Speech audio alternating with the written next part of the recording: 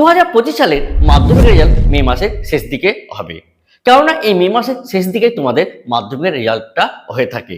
এই রেজাল্ট হওয়ার আগে তোমরা অনেকেই দুশ্চিন্তায় আছো এবং আমাকে অনেকেই তোমরা কমেন্ট করে জানতে চাইছো আমি এই সাবজেক্টে আছি, আমাকে পাস করানো হবে কিনা। এই তথ্য নিয়ে আজকে আমরা আলোচনা করব। তাই তোমাদের এই চ্যানেলে ওয়েলকাম, এবং এই চ্যানেলে নতুন হয়ে থাকলে তোমরা অবশ্যই এই চ্যানেলটিকে সাবস্ক্রাইব করবে এবং লাইক করবে, এবং তোমাদের যদি কোনো প্রশ্ন থাকে অবশ্যই তোমরা এই কমেন্ট বক্সে কমেন্ট করে জানতে পারো। আর দেরি না করে শুরু করা যাক আজকের ভিডিওটি। দেখো, তোমাদের প্রথমেই আমরা বলেছি বা এর আগে আমরা এই ভিডিওতে আমরা আলোচনা করেছি যে তোমাদের পরীক্ষক কিভাবে তোমাদের খাতাগুলো দেখছে, শিক্ষকের মনোভাব এই নিয়ে তোমাদের কিন্তু এর আগে যে ভিডিওগুলো আছে সেই ভিডিওগুলোতে আমরা আলোচনা করেছি। এই ভিডিওগুলি না দেখে থাকলে অবশ্যই এই ভিডিওগুলো দেখো, এবং এই ভিডিওর লিঙ্ক আমি আমার ডেসক্রিপশন বক্সে দিয়ে দেবো, সেখান থেকে তোমরা একবার দেখে নিও একজন পরীক্ষক কি মনোভাব নিয়ে তোমাদের খাতাগুলো দেখছে। যারা খাতা দেখছেন তাদের সঙ্গে কথা বলে তাদের মনোভাব নিয়ে এর আগের ভিডিওগুলো আমরা আলোচনা করেছি। ধরো তোমাকে 2 বা 3-এর জন্য তোমাকে কোনো পরীক্ষক ফেল করে দিল, তখন তোমার কি উপায় হবে, তখন তোমার কি স্ট্র্যাটেজি হবে, এই নিয়ে কিন্তু আজকে আমরা আলোচনা করব। তাই এই ভিডিওটি একবারে স্কিপ না করে পুরোটাই দেখবে। এই ভিডিওটি একদম মন দিয়ে দেখো। হওয়ার পর যদি দেখো তুমি 2 বা 3-এর জন্য ফেল করে গেছো, তখন তোমার কি উপায় হবে, তারও কিন্তু একটা উপায় আছে। আজকের এই ভিডিওতে আমরা সেটাই আলোচনা করব। রেজাল্ট হওয়ার পর যদি তুমি দেখো কোনো সাবজেক্টে ফেল করে গেছো, অথবা কোনো সাবজেক্টে তোমার মনের মতো নাম্বার আসেনি, তাহলে বোর্ড তোমাদের জন্য আরো একটা নিয়ম চালু করেছে, যেটাকে আমরা পিপিআর এবং পিপিএস এই দুটো বলি। অর্থাৎ পিপিআর পোস্ট পাবলিকেশন রিভিউ এবং পোস্ট পাবলিকেশন স্ক্রুটনি, এই দুটো নিয়ম তারা চালু করেছে। তোমাদের মনে রাখতে হবে এই পিপিআর এবং পিপিএস এই দুটো কিন্তু একসঙ্গে করা যাবে না। আমরা কোনো ছাত্র কোনো একটা সাবজেক্টে ফেল করে গেছে, যদি কোনো ছাত্র মাধ্যমিকে ফেল করে গেছে, তাহলে তাকে বলবো যে তুমি পিপিআর করো, অর্থাৎ পোস্ট পাবলিকেশন রিভিউ। এই পোস্ট পাবলিকেশন রিভিউ যদি তুমি করতে পারো, তাহলে বোর্ড তোমার খাতাটা আবার তোমার দেখবে এবং তোমাকে পাস করার জন্য তারা নতুনভাবে চিন্তা ভাবনা করবে। অর্থাৎ তোমার খাতাটাকে পুনরায় আবার দেখবে, এবং কোনো জায়গায় যদি নাম্বার কম পেয়ে থাকো, তাহলে অবশ্যই তোমাকে সেখানে নাম্বার দিয়ে তোমাকে পাস করে দিবে। যদি কোনো ছাত্রছাত্রীর কোনো সাবজেক্টে মনের মতো নাম্বার আসেনি, অর্থাৎ সে ভেবেছিল যে আমি 80 পাবো, কিন্তু সে পাচ্ছে 70, তাহলে আমরা তাকে বলবো যে পিপিএস করতে হয়, অর্থাৎ পোস্ট পাবলিকেশন স্ক্রুটনি।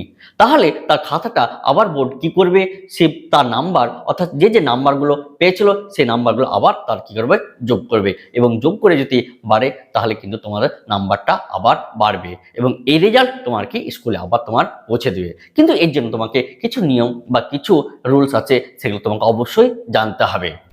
রেজাল্ট হওয়ার পরে তোমাকে প্রধান শিক্ষকের সঙ্গে দেখা করতে হবে এবং তোমাকে তোমার বিষয়টা বলতে হবে। তাহলে প্রধান শিক্ষক কি করবে, তোমাকে একটা অ্যাপ্লিকেশন লিখতে বলবে এবং তোমাকে মার্কশিটের জেরক্স দিতে বলবে। তুমি সেই অ্যাপ্লিকেশনে তোমার নাম এবং কোন কোন সাবজেক্টে পিপিএস অথবা পিপিআর করতে বলবে, সেই সাবজেক্টগুলো তুমি সেই দরখাস্ত লিখে তুমি প্রধান শিক্ষককে দিয়ে দাও, এবং বাকি যে কাজ সেটা স্কুলই তোমার করে দিবে, যে কিভাবে পিপিআর এবং কিভাবে পিপিএস করতে হবে।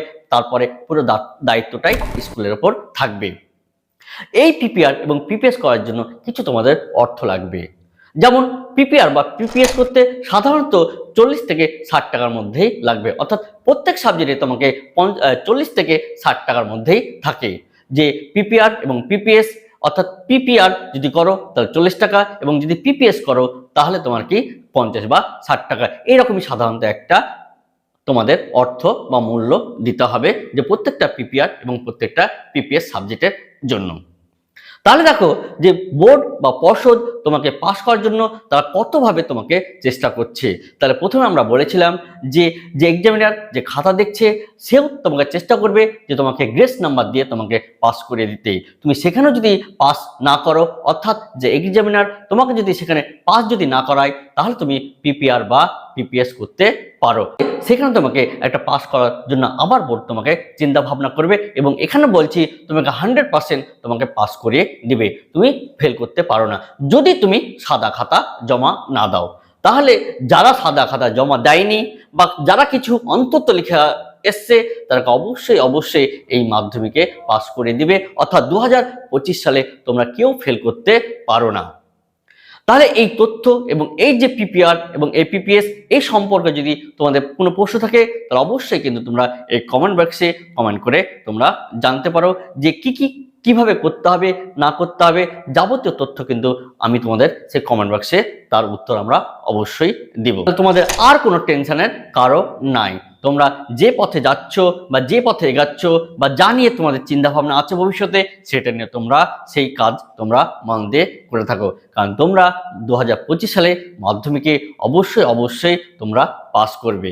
তাহলে এই ভিডিওটি যদি ইনফরমেটিভ ভালো লাগে তাহলে অবশ্যই তোমরা এই চ্যানেলটিকে সাবস্ক্রাইব করবে, লাইক করবে এবং এই ভিডিওটা তোমরা শেয়ার করো যাতে সবাই এই ভিডিওটা দেখে এবং যাতে কেউ না তোমাদের মন খারাপ করে থাকে। তাহলে আজকের ভিডিওটি এই পর্যন্ত। এই পরের ভিডিওতে আবার তোমার সাথে দেখা হবে। ধন্যবাদ।